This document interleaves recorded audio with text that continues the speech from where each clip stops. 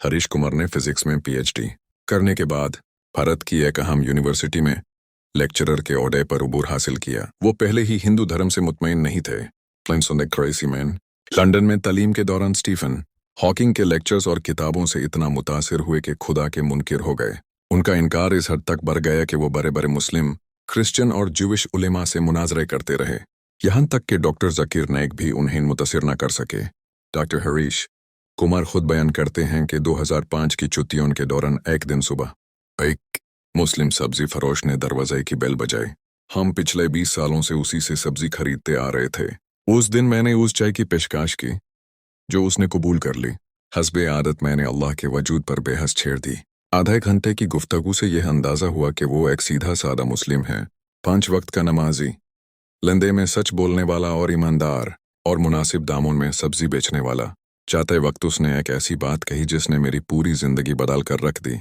वो बोला, डॉक्टर साहिब, आप खुद कह चुके हैं कि तकरीबन लाबिन से 10,000 साल की इंसानी तारीख में अनबिया की बातें चलती आ रही हैं और सब एक अल्लाह, जन्नत और दोज़ख का जिक्र करते हैं, और आपकी साइंस मरने के बाद के हालात का कोई जवाब नहीं दे सकती। अब सिर्फ 2 ही इम्कानात हैं, या तो अल्लाह का वजूद नहीं या अल्लाह का वजूद है। अगर अल्लाह का वजूद नहीं हुआ तो मरने के बाद हम दोनों बराबर होंगे, लेकिन अगर अल्लाह मौजूद हुआ तो आप पकड़े जाएंगे।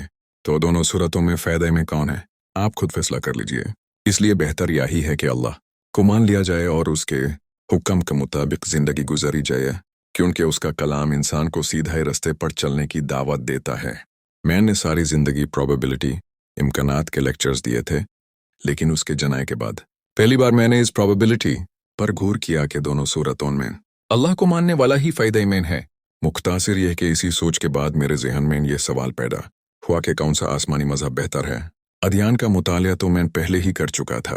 डॉक्टर ज़कीर नाइक के एक लेक्चर में सुना था कि कुरान मजीद 1400 सालों से एक लफ्ज़ के साथ महफूज है। जब मैंने इंग्लैंड में एक क्रिश्चियन मिशनरी इंस्टीट्यूट से इस पर तहकीक की तो सब ने इस बात की तस्दीक की। अल्हम्दुलिल्लाह, आज मुझे और मेरे पूरे ख़ानदान को मुस्लिम हुए 15 साल हो चुके हैं। मैं इन इस्लामी तालीमत के लिए केरला मुंतकिल हो गया। अब मेरी 3 बिटियां हैं जो हफीज़ कुरान हैं। उस करीम रब ने मेरी ज़िंदगी बदल दी, लेकिन वो सब्ज़ी फरोश अब्दुल अहद दोबारा कभी नहीं मिला। अलबत्ता इस्लाम कबूल करने के बाद मैंने अपना नाम भी अहद रख लिया, क्योंकि वो सब्ज़ी फरोश एक सच्चा मुस्लिम था। इस्लाम दर्शन केंद्र भोपाल।